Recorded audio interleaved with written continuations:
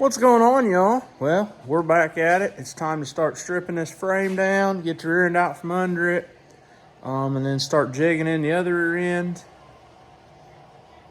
and then jigging in to help jigging up the other rear end, because we're going to do a Watts link conversion to get the rear end under it. We'll show you what we're putting under it. All right, so what we have here is an 88. It's got a pinion brake on it, 1/2-inch DOM axle tubes, 35 spline. It is still jigged up for the old style Crown Vic. It does not have the Watts brackets on it. It is not back braced or anything like that, like you can tell. It's still 5-lug. So, this is what we're putting in it, instead of mine. Because as you can tell, mine's 10-lug, and then mine's back braced, and they don't want the back brace, nor do they want it to be 10-lug. So we can't put mine under there. Some things I just don't understand as rules, and I've been a promoter, but it's their show. I want to run it, so I got to do what they say. We're going to use that one instead. So, what are we doing? Well, road trip. For what? I took you out for lunch. I left work early. Took Just you like to an early dinner. Took you to Texas Roadhouse. And you just can't just take in the love and experience. So what are we getting? Nothing. We're headed back home. Wrong way. Scenic route back home. It's a nice, beautiful, sunny day. Totally going the opposite direction of home. And you took me out. So that means we're getting something. We're going to buy a bumper. Do you have a bumper? Maybe. But there's just times you can't pass up marketplace deals. Well, we're here. It doesn't look rusty. They have a really cute dog. Look at him handling that.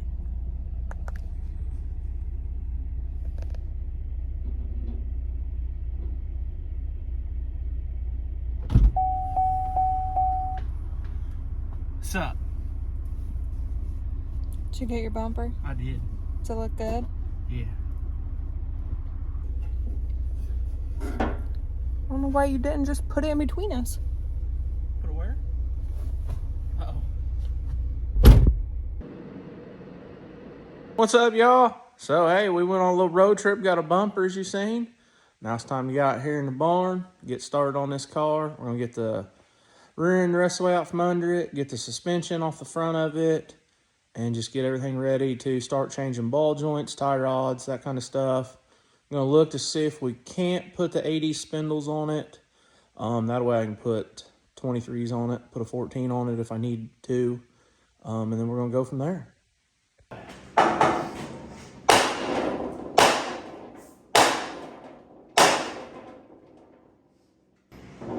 She's busy. I need a cup.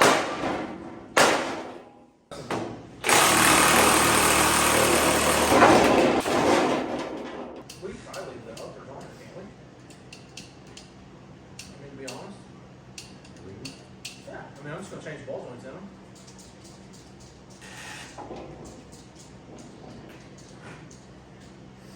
I mean, I'll probably loosen them up and slide them all the way out. Yeah. So what y'all think of that old $50 marketplace find? Nice, clean, 74 Newport back bumper. I'm talking clean, y'all. Well, anyways, so we got the rear end out of it, got all the control arms off. We got the 3-link control arm cut off, the bracket.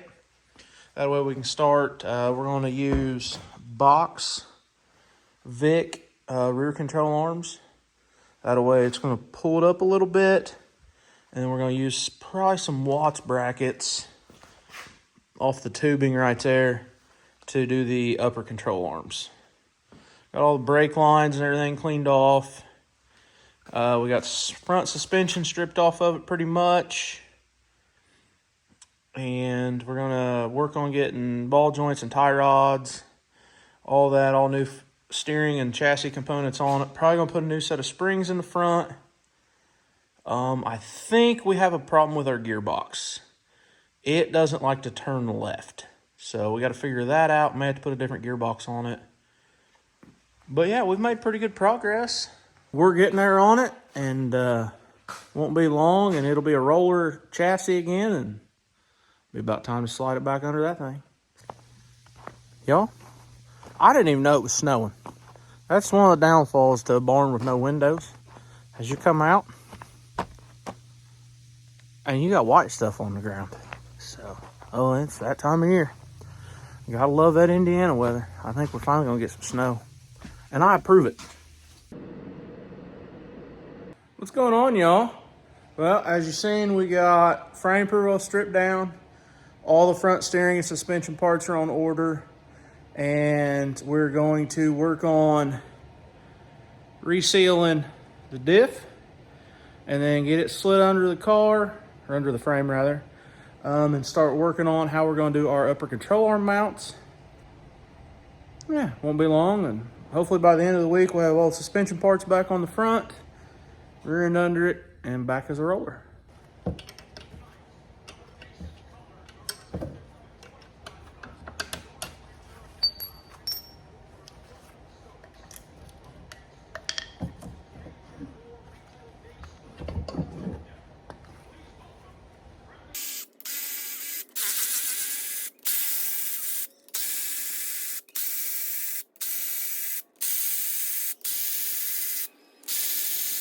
We've got the caliper off of it out of the way. The bolts are still in it holding the rotor on. We're going to go ahead and pull the cover off and get it draining, because I feel like we're leaking in between the plate and the actual housing. I don't think it's the actual cover leaking. So once we get these off here, we'll need to pull the 3 bolts here, and then there's bolts across the bottom that mount the top plate here, and then the bottom skid plate is what our pinion brake mounts off of. You see a front plate here that goes across the yoke, and this is just ties it all together so it's underneath the cover.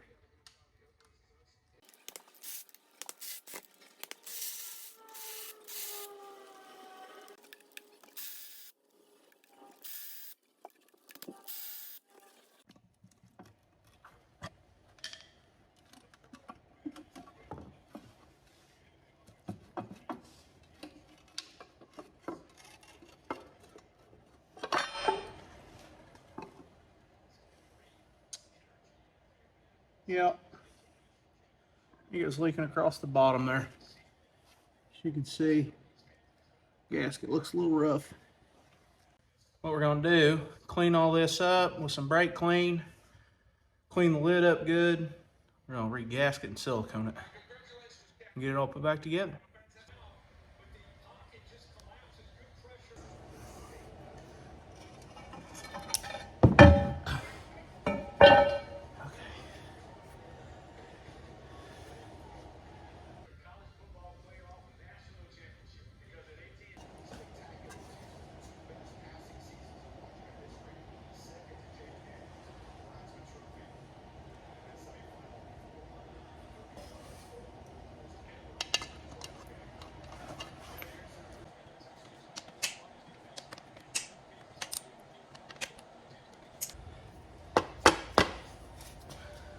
There we go.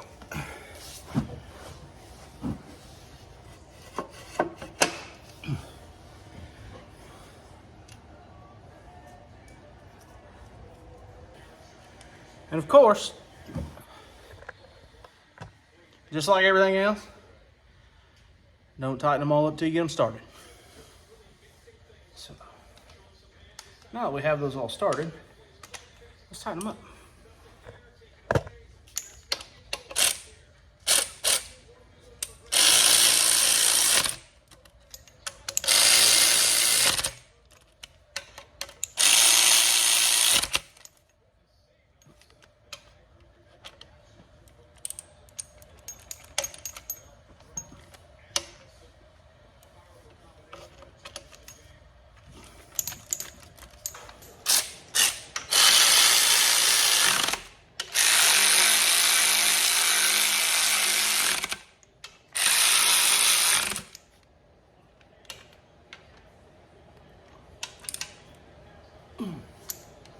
bolts back in it.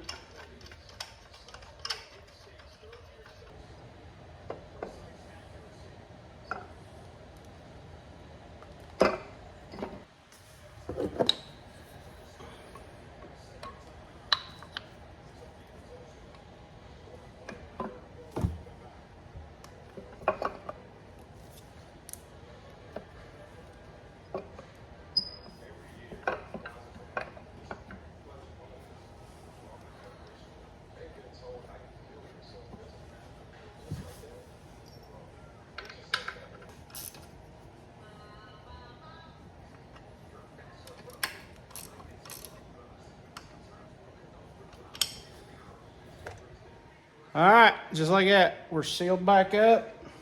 Rotor and calipers back on it. We will check fluid level once it's in the car. That way I don't overfill it. So I know it's low a little, but not too bad. So we'll just check it through the fill plug on the side once it's in the car. What's up, y'all? So we are working on converting this car to a 4-link rear end instead of having this factory 3-link. We've already got the passenger side all welded up.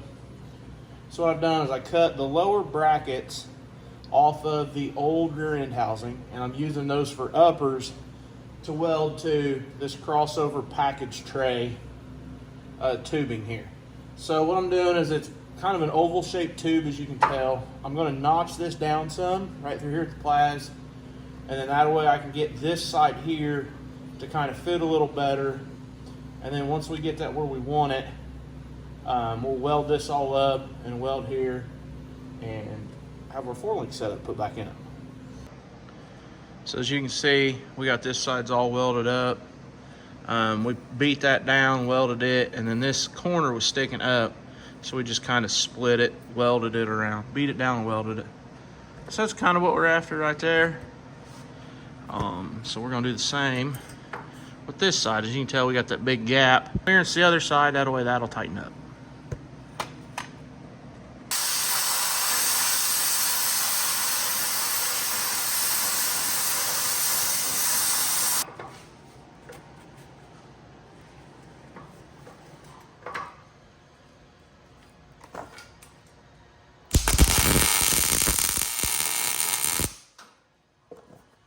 All right, so we got this welded down on the outside edge pretty good. We got this nice bead here to hold.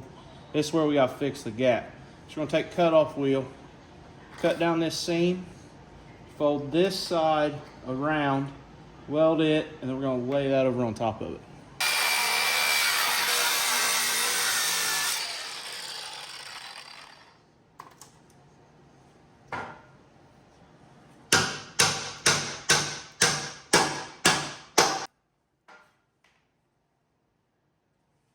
Just like so.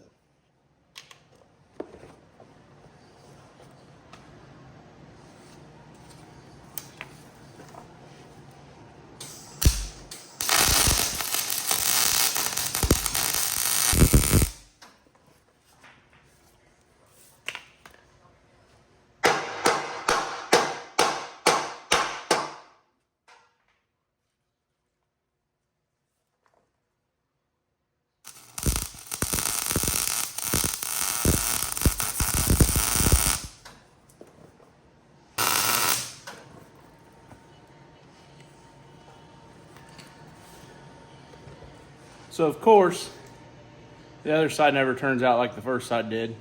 I was able to fill what little bit of triangle gap we had on the first side.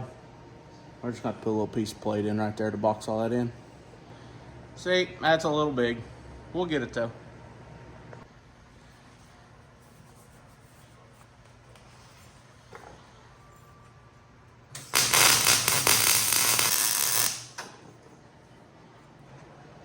And just like that, we got control arms in it.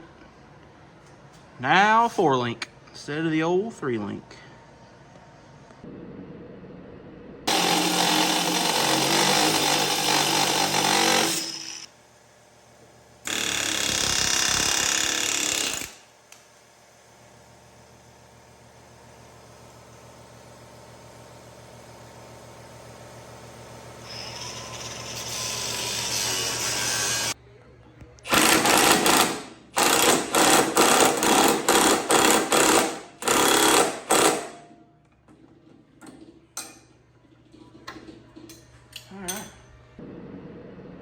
What's happening, y'all?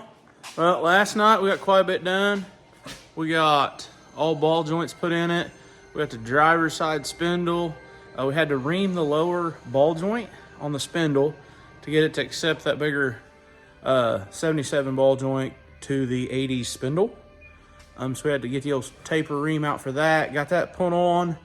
We did get the coil spring and everything put under it. Got that all put back together. We're gonna knock out this other side tonight. So yeah, I still gotta ream that spindle so you guys can check that out.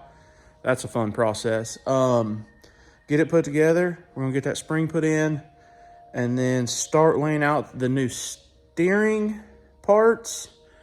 And we did ordered all new tie rods, inners, outers, adjuster sleeves as well, and a idler arm. However, one of the adjuster sleeves that showed up in a box, it was some random sway bar end link. Part number was right on the box with sway bar end link. So I had to order another one of those. Not everybody just keeps 77 LTD parts on the shelf, evidently. Who'd have known? But, so yeah, we're waiting on that. That'll be here a day or so. Get that put in and be pretty much back together on the front. The rear end's put in it.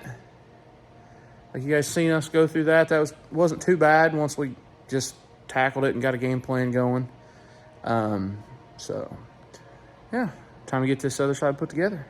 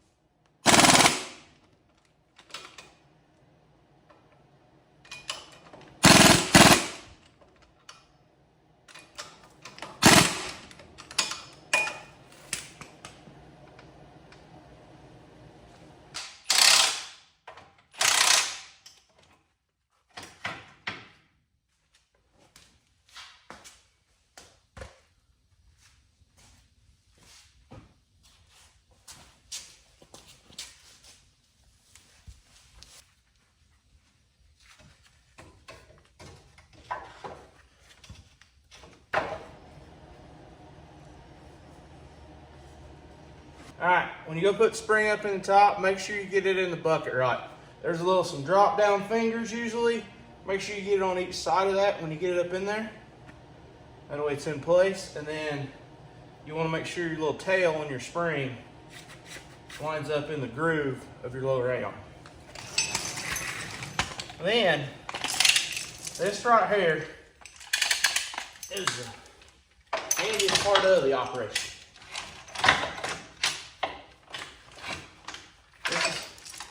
What allows this to be a one-man band.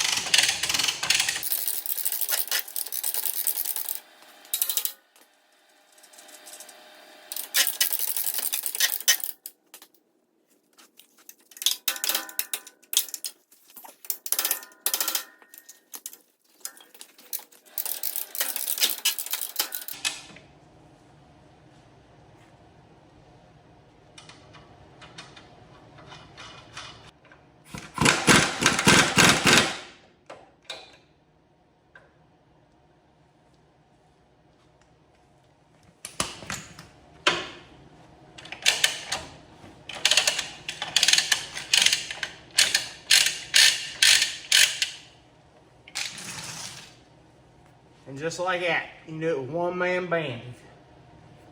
Makes it a little easier at times when you got something like that, or if you got her chained to the floor. Or you could always use a chain underneath a floor jack and jack it up as well. But once you get that tight, you gotta make sure you tighten up your top bolts back up. Because what we did is we loosened these up, it lets that A-arm come all the way out.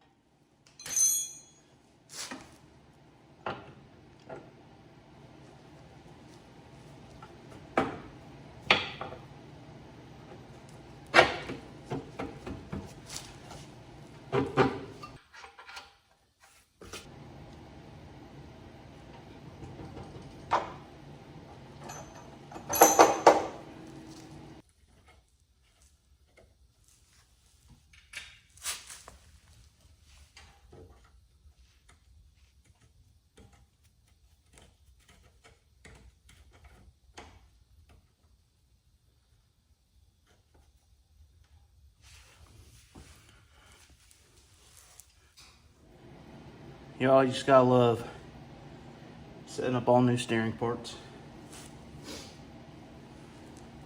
I probably should have took some measurements of the old stuff that he took off, but we'll live and learn. We'll get there.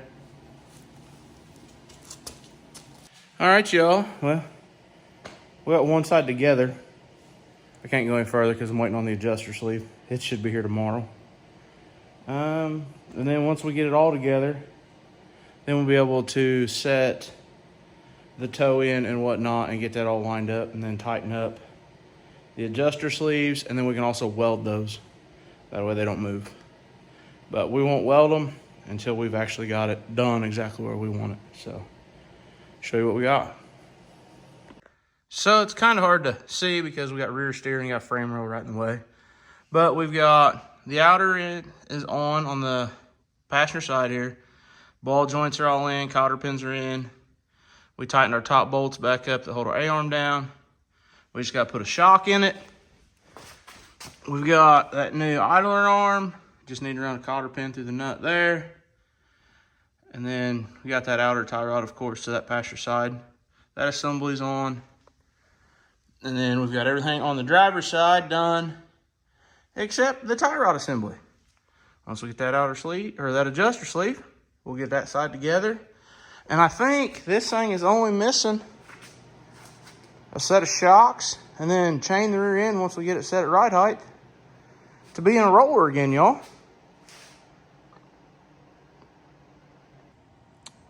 There it is, y'all. Sitting on all fours. Just need to put rear shocks and chain the rear end down, and then do that driver's side tie rod, set toe in, and a set of front shocks. And it should be pretty much a rolling chassis again. So we are getting there.